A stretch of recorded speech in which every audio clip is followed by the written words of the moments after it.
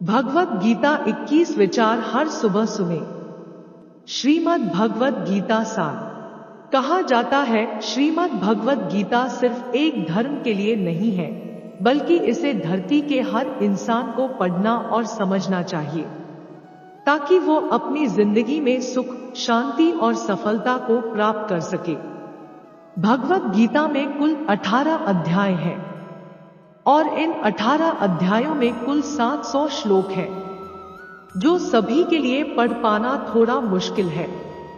इसलिए आज के इस बेहद ही खास वीडियो में हम भगवत गीता के 111 विचारों के बारे में बात करने वाले हैं, जिन्हें जानकर आप भगवत गीता का सही मतलब समझ पाएंगे।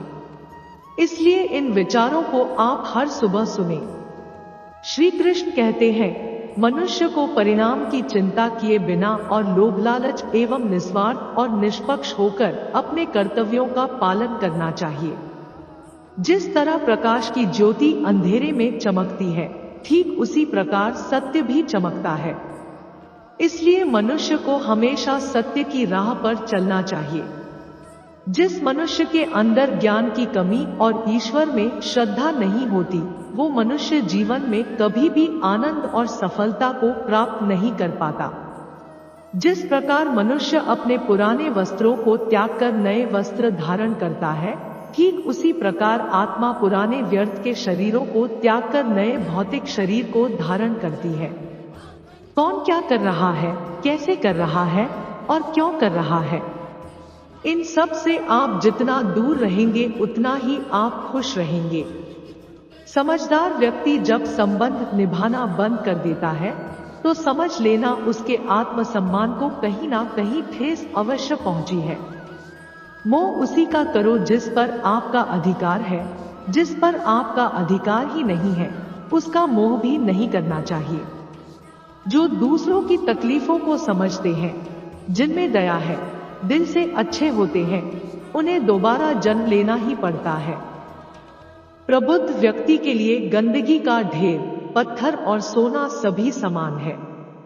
आपके कर्म ही आपकी पहचान है, वरना एक नाम के हजारों इंसान है। प्रेम सदैव माफी मांगना पसंद करता है और अहंकार सदैव माफी सुनना पसंद करता है। विषयों के बारे में सोचते रहने से मनुष्य को उनसे आसक्ति हो जाती है।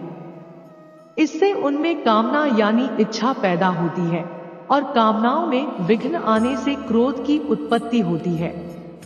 सदैव संदेह करने वाले व्यक्ति के लिए प्रसन्नता ना इस लोक में है, ना ही कहीं और है। कर्म वह फसल है जिसे इंसान को हर हाल में काटना ही पड़ता है। इसलिए हमेशा अच्छे बीज बोए ताकि फसल अच्छी हो। जो होने वाला है वो होकर ही रहता है, और जो नहीं होने वाला वह कभी नहीं होता। ऐसा निश्चय जिनकी बुद्धि में होता है, उन्हें चिंता कभी नहीं सताती है। अच्छे कर्म करने के बावजूद भी लोग केवल आपकी बुराइयां ही याद रखेंगे। इसलिए लोग क्या कहते हैं, इस पर ध्यान मत दो, तुम अपना कर्म करते रहो। जितना हो सके खामोश रहना ही अच्छा है, क्योंकि सबसे ज्यादा गुनाह इंसान से उसकी जुबान ही करवाती है। गीता में भगवान श्री कृष्ण कहते हैं, हे अर्जुन, मैं अपने परम भक्तों को जो हमेशा मेरा स्मरण और मन से मेरा पूजन करते हैं, मैं व्यक्तिगत रूप से उनके कल्याण का उत्तरदायित्व लेता हूँ। हे पार्थ, जो लोग भक्ति में श्रद्धा नहीं रखते, वे मुझे प्राप्त नहीं कर पाते।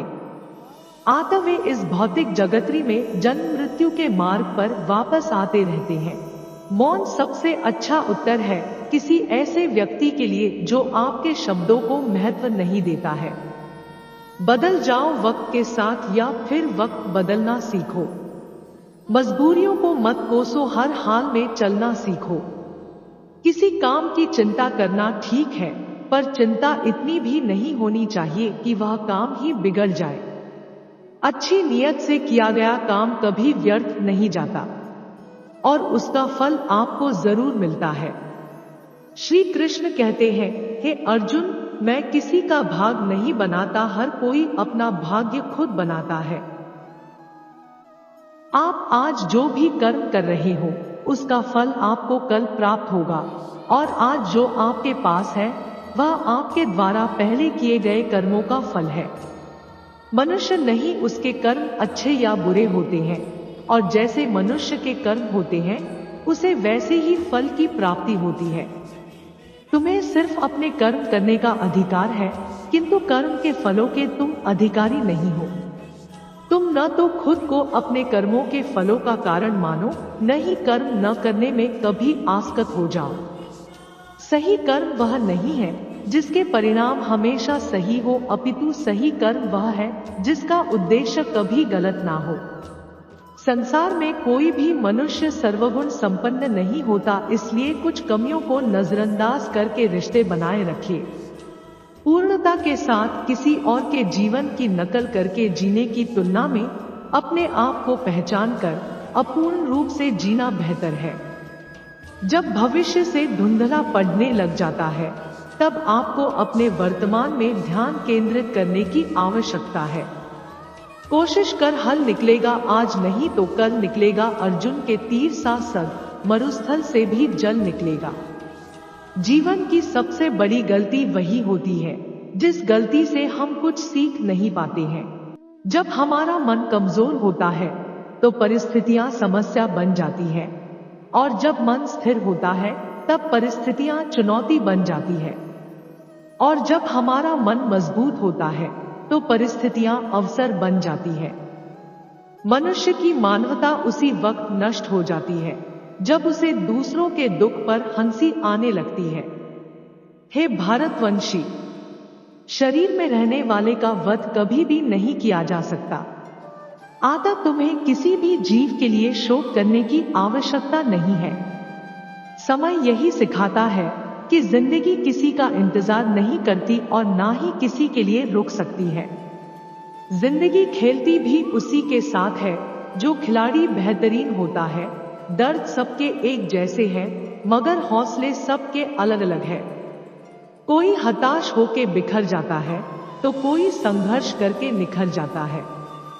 मनुष्य को अपने कर्मों के संभावित परिणामों से प्राप्त होने वाली विजय या पराजय, लाभ या हानि, प्रसन्नता या दुख इत्यादि के बारे में सोचकर चिंता से ग्रसित नहीं होना चाहिए। यदि आप अपनी गलतियों से कुछ सीखते हो तो गलतियां सीढ़ियां हैं, और नहीं सीखते हैं तो गलतियां सागर है। निर्णय आपका है, चढ़ना है या डूबना है। समस्या इतनी ताकतवर नहीं होती जितना कि हम उन्हें मान लेते हैं। कभी सुना है कि अंधेरे ने सुबह को होने ही नहीं दिया है। गलतियां दौड़ना गलत नहीं है, बस शुरुआत खुद से होनी चाहिए। जरूरी नहीं हर बार आपके शब्दों को सही समझा जाए, इसलिए कभी कभी चुप रहना ही ज्यादा बेहतर होता है। जो जितना अधिक शांत होता है वो उतनी ही गहराई से अपनी बुद्धि का प्रयोग कर सकता है। निंदा से घबराकर अपने लक्ष्य को कभी न छोड़े, क्योंकि लक्ष्य मिलते ही निंदा करने वाले की राय बदल जाती है। आपकी हार और जीत आपकी सोच पर निर्भर करती है, इसीलिए मान लो तो हार ही होगी और ठान लो तो जीत ही होगी। सबसे समझदार और स्थिर बुद्धि वाला व्यक्ति वही है जो सफलता मिलने पर अहंकार में नहीं आता और विफल होने पर गम में नहीं डूब जाता। प्रशंसा हो रही हो तो ज्यादा सावधान रहने की जरूरत है। जीवन में कभी भी किसी से अपनी तुलना मत कीजिए। आप जैसे हैं सर्वश्रेष्ठ है। मनुष्य अपने विश्वास से निर्मित होता है। जैसा वो विश्वास करता है वैसा वो बन जाता है।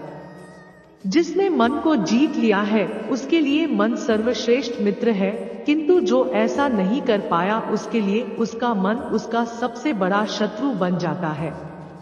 नकारात्मक विचारों का आना तय है, परंतु यह आप पर निर्भर करता है कि आप उन्हें कितना महत्व देते हैं। हमेशा याद रखना, बेहतरीन दिनों के लिए बुरे दिनों से लड़ना पड़ता है।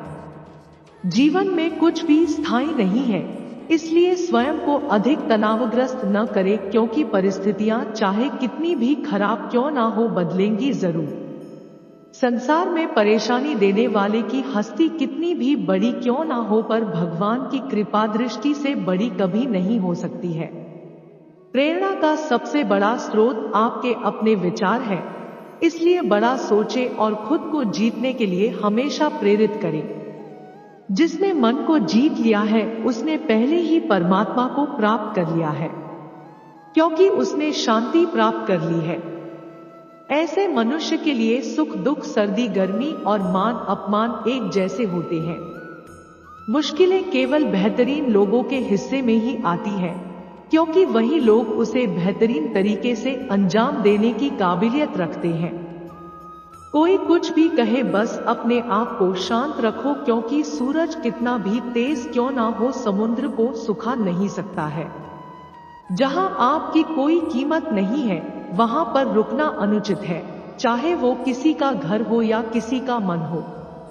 जब कोई हाथ और साथ दोनों ही छोड़ देता है तब कुदरत कोई ना कोई उंगली पकड़ने वाला भेज देता है। उन्हीं का नाम कान्हा है। जो मन को नियंत्रित नहीं करते हैं उनके लिए वह शत्रु के समान कार्य करता है। हे अर्जुन, व्यक्ति जो चाहे बन सकता है यदि वह विश्वास के साथ इच्छित वस्तु पर लगातार चिंतन करे। सिर्फ दुनिया के सामने जीतने वाला ही विजेता नहीं होता, बल्कि किन रिश्तों के सामने कब और कहां पर हारना है यह जाने वाला भी विजेता होता है। जो लोग बुद्धि को छोड़कर भावनाओं में बह जाते हैं उन्हें हर कोई मूर्ख बना सकता है। वक्त से पहले मिली चीजें अपना मूल खो देती हैं और वक्त के बाद मिली चीजें अपना महत्व। मनुष्य को अपने कर्मों के संभावित परिणामों से प्राप्त होने वाली विजय या पराजय, लाभ या हानि, प्रसन्नता या दुख इत्यादि के बारे में सोचकर चिंता से ग्रसित नहीं होना चाहिए। आत्मा पुराने शरीर को वैसे ही छोड़ देती है जैसे मनुष्य पुराने कपड़ों को उतारकर नए कपड़े धारण कर लेता है। जैसे जल में तैरती नाव को तूफान उसे अपने लक्ष्य से दूर ले जाता है, ठीक वैसे ही इंद्रिय सुखी मनुष्य को गलत रास्ते की ओर ले जाता है। आपका विश्वास एक पर्वत को भी खिसका सकता है, लेकिन आपके मन का संदेह दूसरा पर्वत खड़ा कर सकता है।